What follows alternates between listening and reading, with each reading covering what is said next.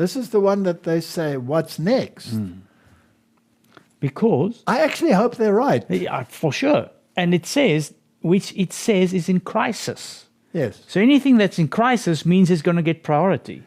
But before you implement this one, you must first get the leverage to implement it, not only in the United States, but see to it that it is done universally. And the papacy will play a very prominent role. And Laudato Si and Project 2025 give it a very prominent place in their documentation. So Project 2025 talks about Sabbath rest. God ordained the Sabbath as a day of rest, and until very recently, the Judeo-Christian tradition sought to honor that mandate by moral and legal regulation of work on that day. Martin, Judeo-Christian tradition. That means you must stop all anti-Semitism and all Christian bias. So that's already... They are together. There's only one little problem here.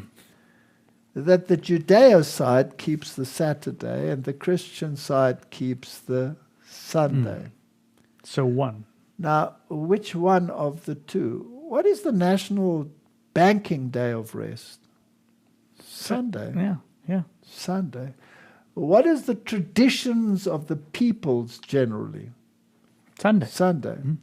So Judaism is a minority when it comes to that.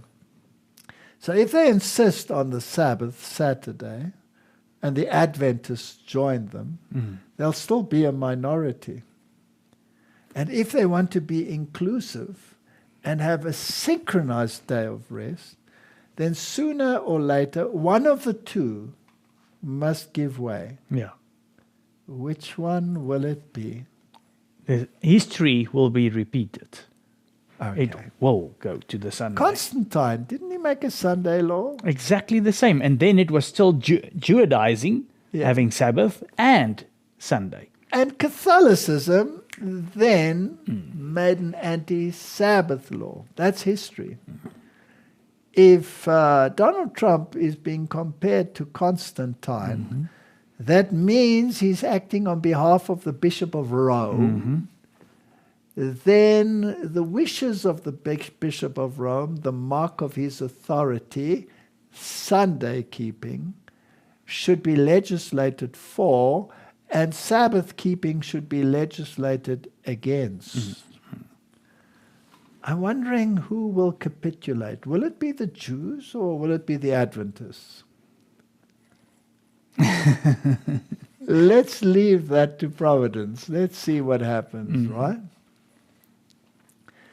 So, Martin, moreover, a shared day off makes it possible for families and communities to enjoy time off together. That's synchronized time, rather than as atomized individuals, and provides a healthier cadence of life for everyone. That's what the document says. It's the common good. It comes straight out of papal thinking. So Congress should encourage communal rest by amending the Fair Labor Standards Act to require that workers be paid time and a half for hours worked on the Sabbath. That day would default to Sunday. That's the mark of the beast. Yeah. So whether the chair is an evangelical or the vice chair is an Adventist, or whether there is a Jew in the fray, the issue of Sunday versus Saturday is not going to go away easily. Who's going to capitulate is the question. And which day will eventually be enforced in order to have a synchronized day of rest? Universally. Yep. Do you think the labor unions will play a part? Oh, they're playing a major part. Now in Europe, are the major labor unions on the Sunday bandwagon? Definitely. All of them. All of them. Martin, we're in for an interesting ride. Yeah. And therefore, on that note,